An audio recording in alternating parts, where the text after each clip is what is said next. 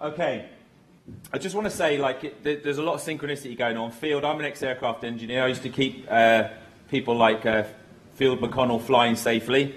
And I was born in Belfast. So we've got like a Belfast contingent here doing stuff. There's a lot of fighting spirit in Belfast, isn't there? Now it seems to be put in a good direction. And all the communities coming together about their real enemies. And child abuse, yeah? Child abuse seems to be like pivotal in stuff you've heard in the media now. It's all coming out. It starts, and obviously some of you don't know my story, which I've only got half an hour, so I'll just hit it very briefly. So child abuse, its cover-up and the corruption are quite sort of central to a lot of the stuff that we're doing. And it seems to be a sort of common glue, this child abuse. There's a raft of revelations in the papers of endemic cover-up for decades and decades. Now, as normal, decent people, we can't tolerate this. Now, my experience started in 2008. I was bringing up my daughter, single father, my 14-year-old daughter, from 7 to 14 I brought her up. And I discovered she was being online sexually groomed. Real serious stuff. So like any normal person who reported it to the police. And the police's reaction was incredible. What the police did is no investigation. And after 2 weeks, when they haven't come and collect a PC or anything like that, I decided to call them up and find out what's going on. Very politely and thankfully, and I'd suggest to anyone who's doing it here, unfortunately, we've got to record ourselves. The calls were recorded that I made to the police. The upshot of that was, 2 days later, after I'd made these phone calls, the police dawn raided my house at 6:30 in the morning, making claims I'd harassed the borough commander's secretary on the telephone. Completely bogus allegations. Now, on the issue, so it's quite central to what I'm about, yeah, is back in 2008, I realised these people aren't investigating child abuse. Why not? But they'll chase you down for a £40 parking ticket. Now, I know the UK column put that up as a comment I put up on my Facebook, which is obviously very well followed, and social media, that Britain's the only country where chasing a parking ticket is a higher priority than chasing paedophiles. Now, obviously, I found out subsequently that, of course, Britain's not the only country, and lots of people have reminded me that US, Belgium, all across the world, yeah, Australia, New Zealand, it's the same pattern across the world. Okay, so when I get acquitted at trial, when I produce the tape recordings that show that the statements against me were completely false, again, like a good, dutiful citizen, I thought, well, there's a Police Complaints Authority, or the IPCC. They'll be okay. So I reported it to them and gave them all the evidence that had been prepared for the court case. And it started off well. A guy called Derek Braddon, who's the director, was then director of the IPCC, who's now gone, probably because he was an okay guy. He can't tolerate that. He said, look, this is serious and this needs to be a managed investigation, one of only about 80 a year. It then fell into the hands of a commissioner of the IPCC, long time served, now government ombudswoman for Melbourne in Australia, Deborah Glass. Okay? Now, Deborah Glass took hold of that investigation and steered it away from a criminal investigation. Now, can we play? Some of you might have heard this, but on this is Deborah Glass speaking. I had a meeting with her in Parliament after I started a private criminal prosecution, which I'll come on to in a moment. But Deborah Glass had covered up this, what I believe to be a very serious crime of perverting the course of justice, saying that in the report that she signed off, that it was at most simply a mistake, that this false statement had come into creation. When I started the private prosecution, she very desperately wanted to meet me. And she hadn't wanted to meet me prior to that, but she wanted to meet me now. And I met her with my MP in Parliament, and I recorded the whole meeting. There's lots more juicy bits to come out, but I haven't put them out yet. I like to tease. But have a listen to this. What this Deborah Glass, she's been in 10 years in the IPCC, what she says herself about the police complaints. Because one of the things that I do absolutely accept is that the police complaint system is not very effective. So I absolutely accept that the police complaint system is not very effective. She's the commissioner of it. Now, I did check out if she'd ever brought her concerns to the board level of the IPCC, and it's confirmed she didn't. But this is the commissioner who's sitting on all of your investigations into police misconduct, and she knows it's not very effective. I'd say it's probably because she was the head of it, but there you go. Let's go back to this. Play? Okay. It's an apple. Don't do apple. Okay. So what happened is IPCC look at this investigation.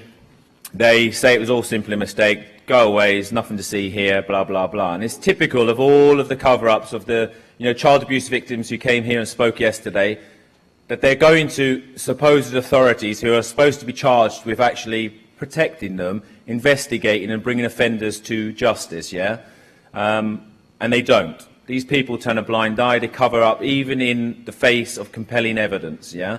And surely someone must have asked the question in the IPCC, why were they raiding this man, this father, who had reported child abuse to the police at 6:30 in the morning on bogus allegations? But of course to them, they weren't concerned. But I think at the time they thought that I kept a low profile at the time. I wanted to see what these people would do because I expected they would try and cover it up. And then what I did is do I think it's one of the sort of first private criminal prosecutions in 2011. I go to Luton Magistrates Court. I take the very same evidence that's gone before the IPCC. I put it into a case file, pair it up, and I go to the Magistrates Court and I say, I want a summons for this individual to appear before the court for the charges of perverting the course of justice, perjury, and misconduct in public office.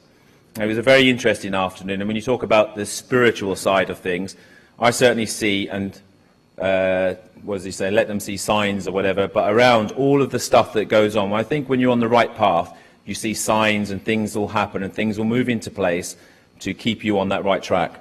And certainly on that Friday afternoon, the whole court came to watch what I was doing. None of them knew what I was doing in court. I'm just some daft aircraft engineer. And they all came in to have a look, the whole court, every single lot of them on a Friday afternoon. And I presented the case to the court and said, I want this summons. The judge went off for about an hour to think about it.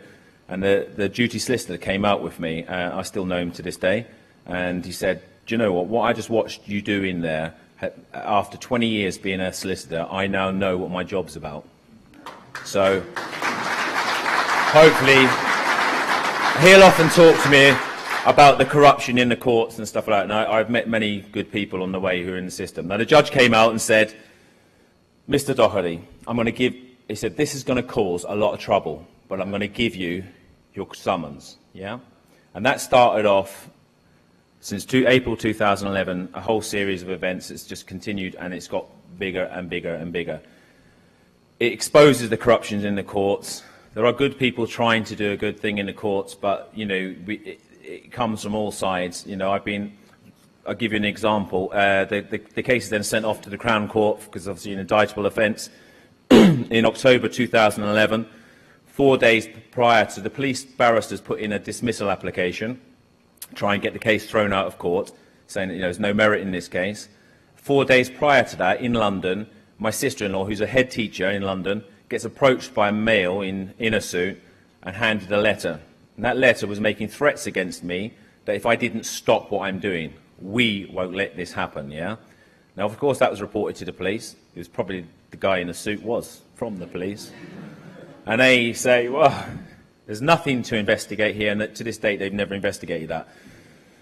So, obviously, to try and put stress and pressure on me, it's the first time I've ever been in a Crown Court. Probably won't be the last, but it was certainly the first. And we go in there, and I win the dismissal application. And I can say it now because the case is over now, and I'll come to that in a moment. The case is over now, but at the moment, the judge, in his deliberation, strikes out their dismissal application and says that the evidence that he sees as presented is compelling evidence, yeah? This matter ought to go to trial. So the very same evidence that the IPCC said, look, there's not even a criminal offence here, is now in the Crown Court before a judge, in the transcripts, this is compelling evidence. Now, I think Ian was there. And anyway, case then goes on, set down for plea hearing. At the 11th hour, up rocks Richard Newcombe, Deputy Chief Crown Prosecutor of the CPS, who is a Mason, who's now resigned, when I found out, was presented with the Masonic yearbook and found out he was in the Masonic yearbook, and emailed it in through the CPS contact department, asked Mr Newcombe, could you confirm that this is your lodge and this is identifying you, Richard A. Newcombe. Very shortly after that, he resigned, took retirement. But anyway, so Richard Newcombe tried to stop the case, saying that there wasn't enough evidence to have a realistic prospect of conviction. That then went into the High Court and spent about 2 years running around the High Court before the CPS entered into a consent order to not get involved in the prosecution. Then the prosecution went back on, and last September, 15th of September last year, it was set down for trial. At trial, they produced their barrister, Valerie Charbit. If you look up Valerie Charbit, 2 Bedford Row, her expertise is she's one of the leading in the country barristers for arguing a defendant's inability to stand trial due to mental problems. So it's obvious where they were going with it. Even if it got to the doors of the trial, this person wasn't going to stand trial anyway. But they came on the day of the trial, a whole load of new legal arguments. It got adjourned again till the 21st of October last year. And we're talking about human rights, that they're supposed to be protecting human rights. Well, what happened on that? On the 21st of October, the CPS started becoming involved again. Despite signing a consent order that they wouldn't get involved, they then were told by the judge, look, if you're going to do anything, you need to tell us by the 14th of October. At 4 p.m. on the day before the next hearing on the 21st of October, they then present, we're going to take over and stop this prosecution. The principal legal advisor then turns up in the morning, and to be fair to him, he says, look, I'm neutral on this. Yeah? If Mr Doherty wants to go back to the High Court again, I'm good with a stay on this case. Okay? Valerie Charbit then argues, she says, well, the defendant has had a psychological assessment, and at this point in time, she's just about able to stand trial. But who knows what might happen if this is delayed further. Okay? At this, the judge then says, well, I'm accepting the offer of no evidence in the case, and to protect the defendant's human rights, because her right to a fair trial was, in his view, infringed on the fact that it had taken 3 years and hadn't come to trial. Now, case law on it says that 50 years isn't long enough to have a fair trial. Now, of course, all the spanners thrown in the works are from the CPS, etc., etc. Okay? Going back to, but this goes on now, the CPS are now in a lot of trouble now, because they've signed a consent order in the High Court, signed and sealed in the High Court, that they will not get involved in this prosecution. So currently, they're in contempt of the High Court order, consent order, that they signed, that they wouldn't get involved in this prosecution again. And it's going on.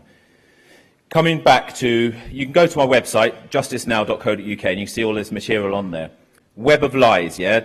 Journalist of the Year last year, Michael Gillard, wrote this article, Web of Lies, okay? It's related to the grooming of my child, yeah, and the investigation that the police claimed that they did. They claimed that they met and spoke to a 15-year-old boy. Well, first off, an IPCC investigator who found and made a judgment in the IPCC that the police were negligent in that investigation and had failed to safeguard the children involved because it just wasn't only my daughter.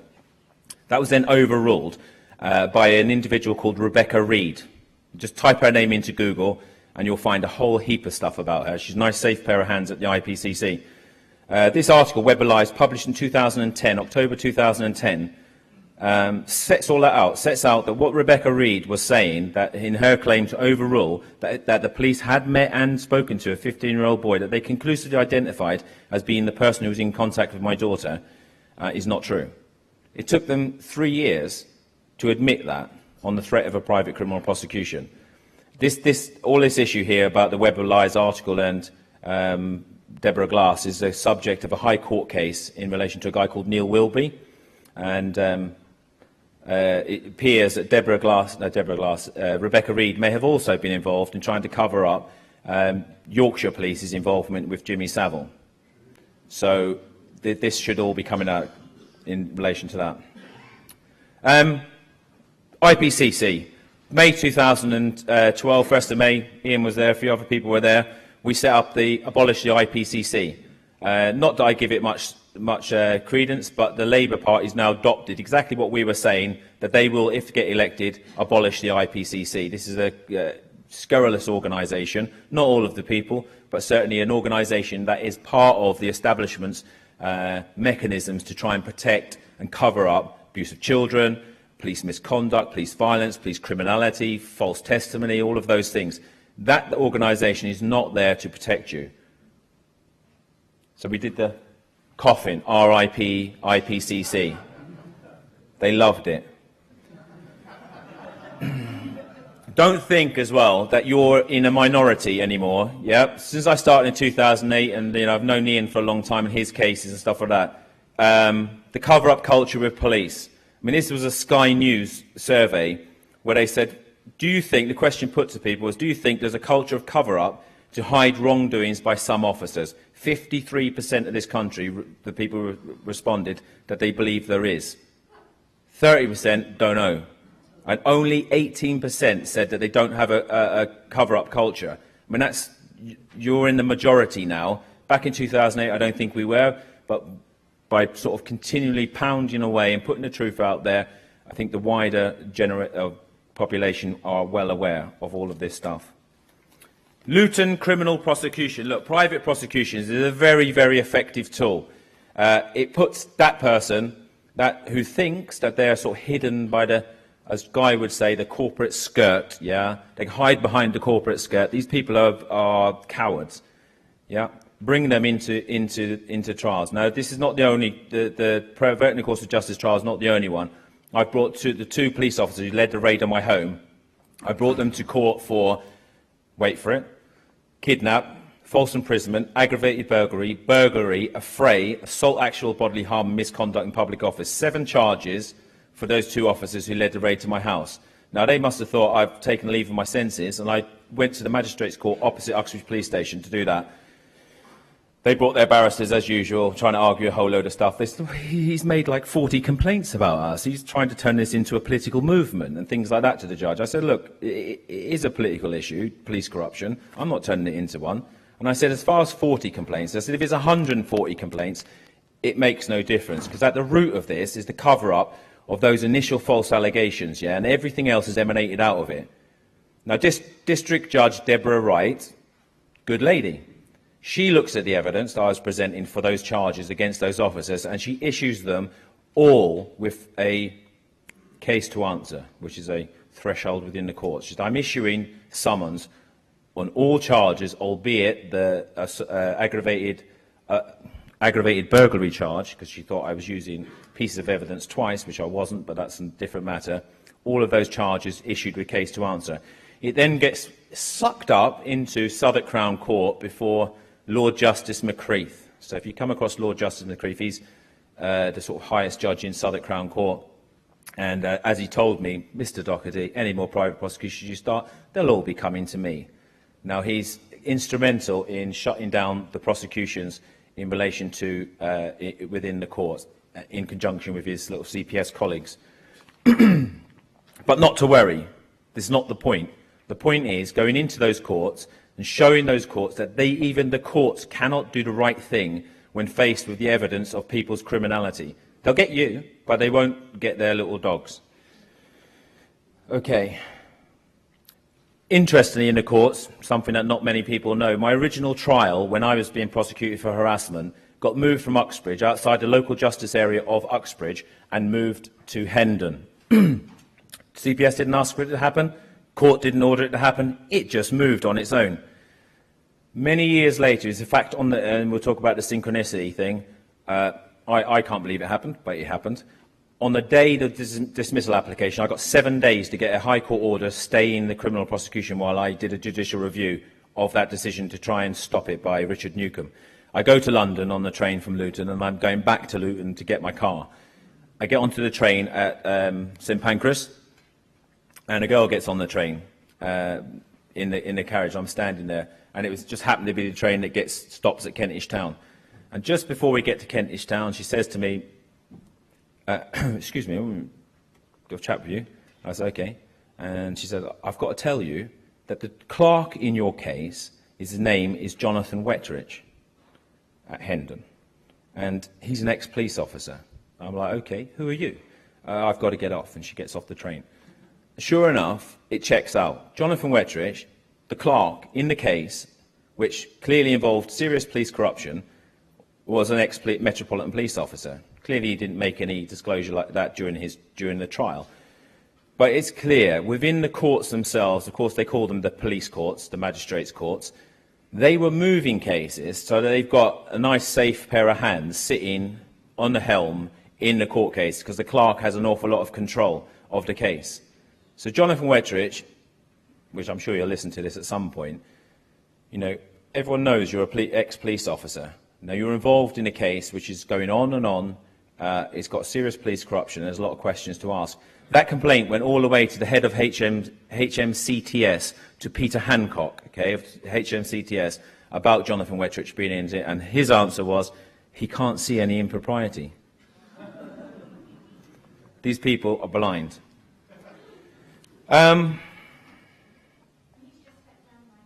Peter Hancock has. Oh, good riddance. Well, I think, you know, when they say rats leaving a sinking ship, you know, look at it. These people, the retirements around my case are staggering. There really isn't anyone else employed around me, and you know, they sort of try and treat. Well, I think, you know, I'm just doing the right thing, yeah, and I think they're very scared of me doing the right thing, but that's fine. As most whistleblowers will find, they'll attack you, yeah. Pre-trial threats in a London park to my sister-in-law. This is how brave these people are. And interestingly, they picked her because she was quite a big confidant of mine at the time, yeah, or confidant. Stitch Up in Stevenage, look at it. Go and look at it online. There's a load of stuff about that, and its sequel in St Albans. I'm allegedly at the moment a criminal. I have a charge of Section 57 of the Courts Act 2003, an assault of a designated court security officer. Problem for them is we had a magistrates court hearing, again, where I produced audio recording and showed what they said, because I'd recorded myself going into the court, was complete and utter bunkum, yeah? We've got one of the witnesses saying, oh, I saw a punch. When I asked him what was in my hand at the time, nice little simple one, I didn't see your hand. I only saw your arm from the wrist to the elbow. Well, then how did you know it was a punch? Well, that's obvious. But, of course, they just find you guilty anyway. We went to St Albans. I then had a barrister doing the case, which I sacked, because I wanted to watch them and see what they were up to. I sacked him towards the end of it. But we got through the halfway point when the prosecution has closed. I won't bore you with too much detail on this, but we get through to the prosecution close of case. They close the case. When it reopens again, a month later, is how my case in the 3 days in the magistrates' court became 9 days in the Crown Court for an assault that, even at the highest of his allegations, I didn't touch anybody. I was being thrown out of the court at the time. It's proved. Prosecution reopened again, and I said, well, look, we haven't even proved he's a designated court security officer, which the court agreed. So they said, well, the CPS can go off and find some evidence, even though they've closed the case. Case law says that you can't reopen a case to remedy prosecutorial failures, yeah? He'd failed to prove his case, but yet the judge allows them to go off and find new evidence. So they went to HMCTS to find out, and for policemen in this room, the first wave of police privatisation, the court's security, given over to companies like G4S, Serco and all of that, Mighty. These people aren't trained. Now, the law on them says that they have to be designated by the Lord Chancellor. So they go to the HMCTS and say, well, provide us, the prosecution, give us the evidence. Well, they would love to give the evidence that this man was a designated court security officer, but he wasn't. So we never ever had any evidence from HMCTS that this man was a designated court security officer, because he wasn't. A question, it's in Hansard, my MP asked the question, can you tell me how many people were designated by the Lord Chancellor in every year since 2006? HMCTS's answer in Hansard is that we have no record of anyone prior to 2009 being designated. Well, this guy, Nigel Carter, is in court telling them that he was designated in 2007. Anyway, so that's Stitch Up in Stevenage. They said I'm guilty of that. They made me £3,500 fine and all of this stuff. Anyway, it goes on. Oh yeah, and I had an internal. The Met Police were seeking to collect evidence on me, and also to use ASBO legislation to stop me doing what I was doing. They haven't done that to date. I think it make a very important point. The police do not have a monopoly on the investigation of crime, and the state prosecutors do not have a monopoly on the prosecution of crime. We think, well, the police are the only ones who can do it. No, they're not. We can do it. Groups can do it. Anyone can do it. And we can also prosecute, yeah? Now, currently, my belief, yeah, and quite a few legal people that I know come round to my view of thinking, is that the CPS are in breach of the Competitions Act, because they, by a long way, hold a monopoly of prosecutions in this country. And they are abusing their position, yeah, because when you ask them, how many prosecutions have you closed down? Well, they haven't got any answers. I know 6 prosecutions you've closed down of mine. I think they're worried about the competition, don't you, Guy? And basically, if they exercise their power as a monopoly, which has as their object or effect the prevention, restriction or distortion of competition within the United Kingdom, they're in breach of the Competitions Act. Now, I've already laid papers in the High Court in relation to this, and the master there in the High Court, yeah, no problem, stamp that. He said, a very interesting argument, Mr. Doherty. So the CPS, how can they hold a monopoly? And I think in the future what should happen is that the police, when they've done a good investigation, might come to you and say, as the victim of crime, we've got in your area the state prosecutor, we've got Justice Now, and we've got Mr. Taylor, prosecutor, who's got like a 97% success rate. Which one would you like to use?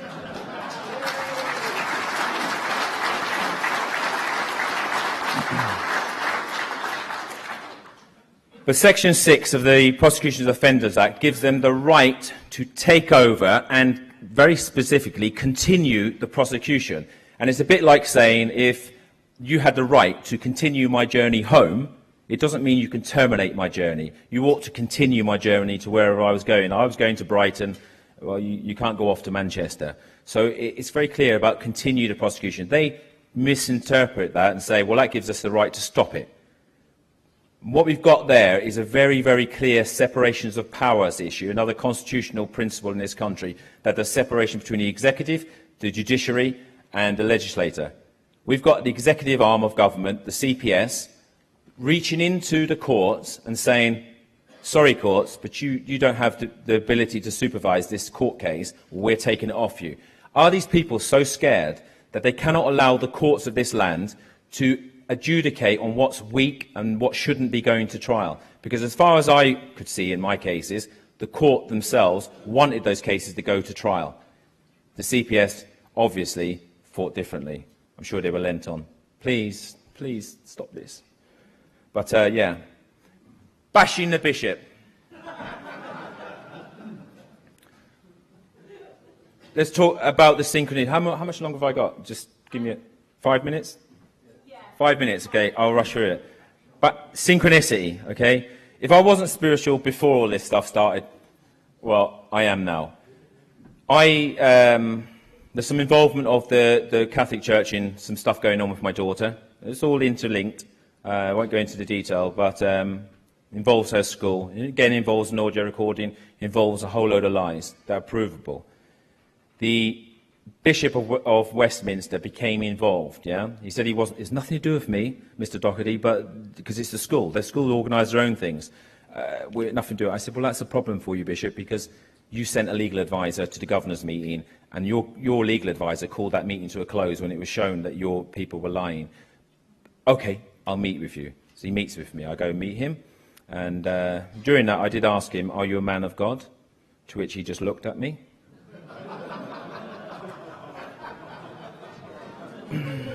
But I'm respectful of authority, but I'm not respectful of people who will, act dishonourably. Now, what happens in that? He says he was going to do an investigation. He then comes back in double quick time, a couple of months later, and says, we've done an investigation, everything's okay.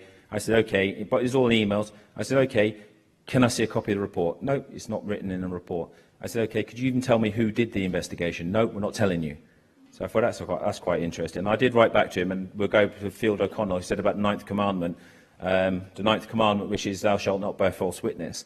I actually emailed the bishop in it, and I said, as a man, a supposed man of God, do you not believe in the ninth commandment?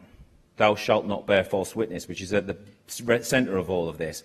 And I kid you not, he emails me back and says, I don't like the aggressive tone of your email.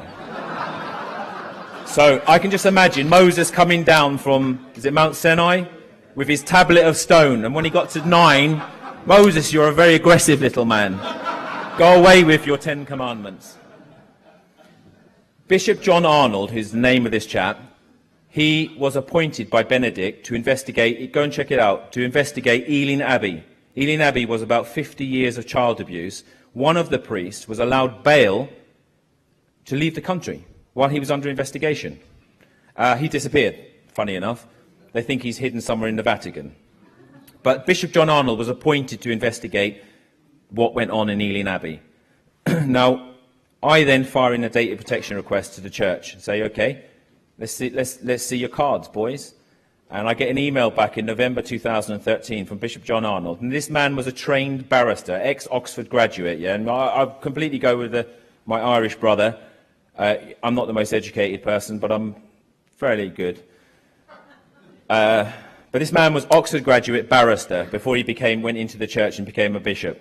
Now, he emailed me, and in the email, paraphrase it, it says, Mr. Dockett, we have got stuff that under data protection we ought to give to you, but we're not going to give it to you because you're going to litigate against us, and as we've got no more use for it, we're going to destroy it. It's in an email.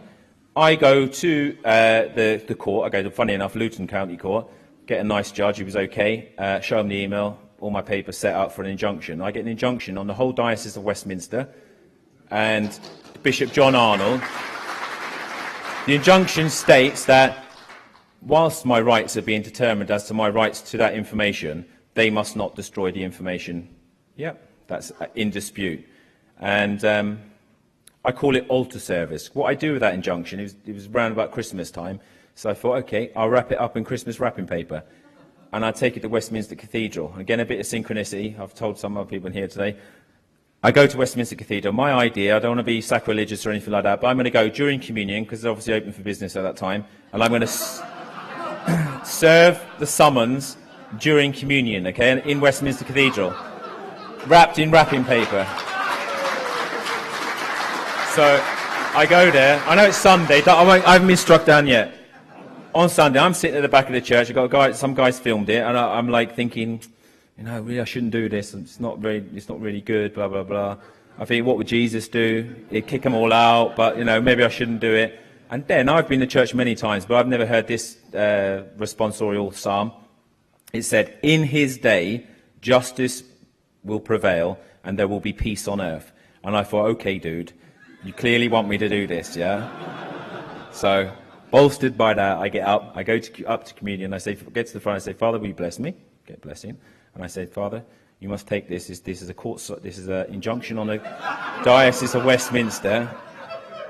It's an important court document. And he said, No, I'm not taking it. And I said, well, you must take it. It's the summons. I'm serving you. Altar service. And he says, I was an altar boy at some time, and I say, look.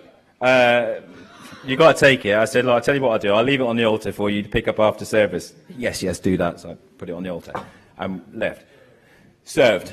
They then come to court, cut it all briefly. They come to court. They completely make a hash of the whole case. I beat them in court. And on October the 15th, last year, 2014, they were ordered within 40 days to disclose, very biblical, 40 days to give me the information that I'm seeking.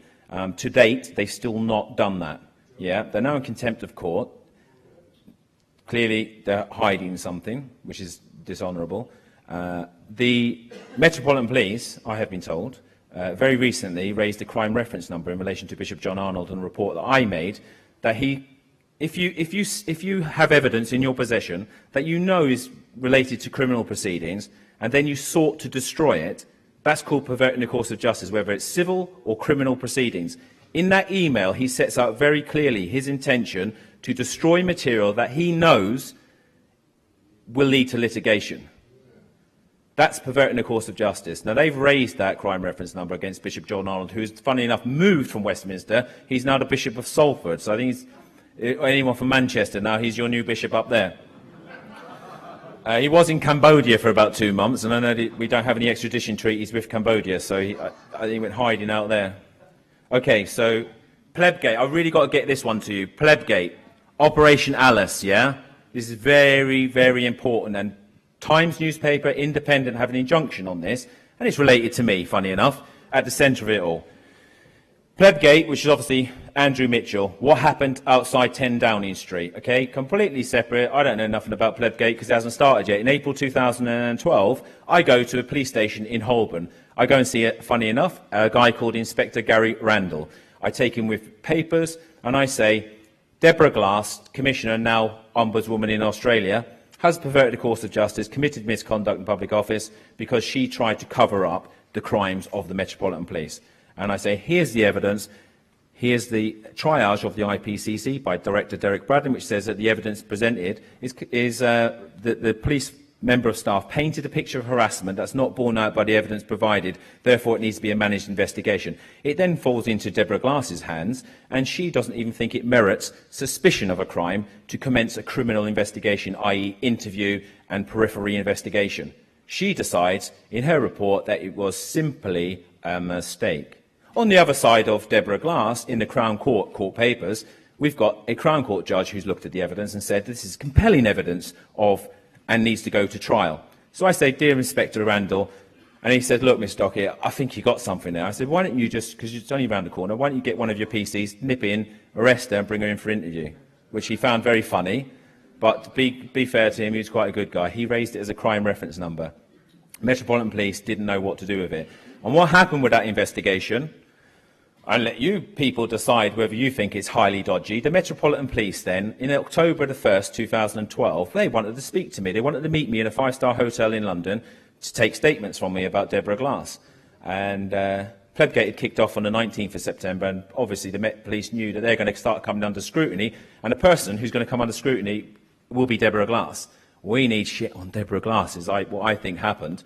They then come to me, they take this, they tell me, we're the boys, we're SCO8, we investigate politicians for cash questions and all of this stuff. We are the boys, and we're doing this investigation. So, all right, cool, leave it with them. After a month or so, I realise you're up to your old tricks again. They can't be trusted. And I say, look, Metropolitan Police, how can you possibly investigate her covering up your crimes? This is ridiculous. You need to send it out to at least an alternative police force to look at this.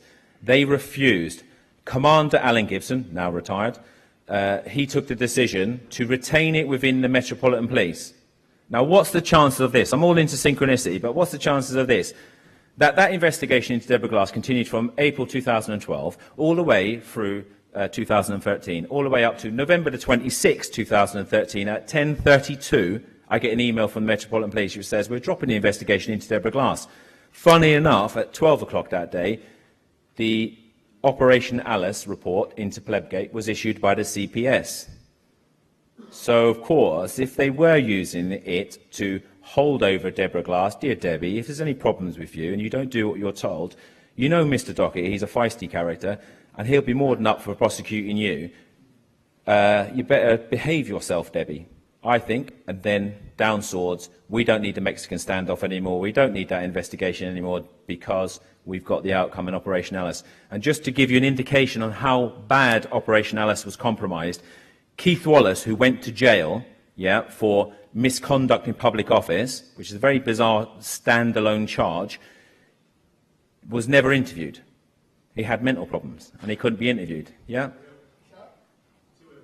Too ill to be interviewed. But these guys are running around the streets of London a few days earlier with Heckler and Koch sub-automatic machine guns. Also, if you read the report, Officer 15, exactly the same thing, came to interview, was very agitated, and a doctor said he was not fit to be interviewed. Now, that was a year before the close of Operation Alice. I mean, how ill was this guy? Because he was never interviewed. They didn't say, go home, mate, put a cold towel on your head, chill out, and come back tomorrow, So that's how they're compromising. They don't interview these people and stuff like that. So that's Plebgate. PIPU, I didn't even know, in my experience with the police, I didn't even know PIPU existed. PIPU is the Police Integrity and Powers Unit of the Home Office. They have the power to investigate the head of the IPCC, Dame Anne Owers. Dame Anne Owers was asked by the Home Affairs Select Committee. I've got all the material. There's lots of good people who passed me stuff. I've got the letter from the Home Affairs Select Committee to Dame Anne Owers asking her, what is this about this investigation into Deborah Glass. She writes back and says, no, nothing to worry about, totally spurious allegations. Which, spurious, I'm an engineer, Phil Connell, spurious means false. So she's suggesting I made false allegations against Deborah Glass? I don't think so. Now, she misled Parliament, yeah? Pippu is now actively investigating Dame Anne Owers. So it just keeps going up the tree. No one is above the law. There's, just confirm what I'm saying, there's one of the court orders from Luton County Court, which says Michael Doherty, Bishop John Arnold, and the Roman Catholic Diocese of Westminster. Yeah, and obviously says, this is the October one, which says that they must disclose this material to me. And they're just ignoring it. Damien Thompson, who's the editor of The Spectator, has actually tweeted a picture of this order to Westminster Diocese and said, I think it's about time you started asking questions about this order that's going around on the internet. They are, of course, and I fully agree with it, they are exercising their right to silence, which is another common law right. Austerity for us, but not for them. There's some cases you want to look up. Neil Wilby, which is the IPCC, a really good journalist. The IPCC has taken a High Court order out against him, or trying to get High Court harassment case against him. Rebecca Reed's involved in it, and I've seen some of the internal documentation within it. They're very worried about private criminal prosecutions. I wonder why. Tim Hicks, Nigel Ward, police in Yorkshire have taken another High Court case, harassment case against these two journalists. These two journalists are key in the exposure of the Jimmy Savile and Giaconelli and other cases of child abuse. Yeah, they have the temerity to take a criminal action against the people that blew the whistle on it all. So far, they've spent in excess of £400,000 on that court action. 400,000 of your money. And Boris Johnson, talking about money. Boris Johnson, it's come full circle. My corruption stuff started in Uxbridge constituency, okay? That's Uxbridge Police, division of the Metropolitan Police.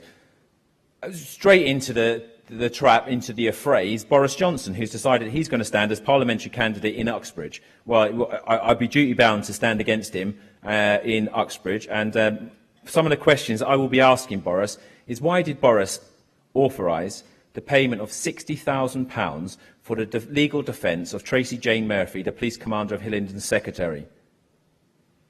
At the same time, that Tory mayor and the Tories are saying that you are not entitled to legal aid to a fair defence, yeah? They've stripped legal aid across the country, yet if you're one of theirs, you'll get the very finest of legal funding. £60,000. The case hadn't even come to trial. I expect they've paid a lot more than £60,000. That £60,000 also included a figure of about £15,000 for, in their words, retrospective legal work done in 2011. Well, the Mayor's office didn't exist in 2011. So he was paying their solicitors prior to that. And the reason was there is because the Public Commercial Service Union, they were initially funding her criminal defence, until I pointed out that there wasn't any clause within the members' benefits that allowed them to pay member funds to a member for criminal defence. They obviously sidestepped, got out of the way, but the solicitors, they got paid from Boris Johnson. So I'm going to be standing, putting my name in thing. I have no political aspirations, which I think is a good thing, but I think that it gives people the choice. Do you want to vote for someone that you can identify with, or do you want to vote for someone like Boris Johnson, who is a proven thug, if you've ever heard his tapes, where he's plotting to get the address for someone to be beaten up, and the man should be prosecuted for that. You know, it's clear conspiracy to commit violence against somebody, but he still, you know, has aspirations, and I think in his book he wants to be the leader of the world. Yeah? Okay. Thank you very much.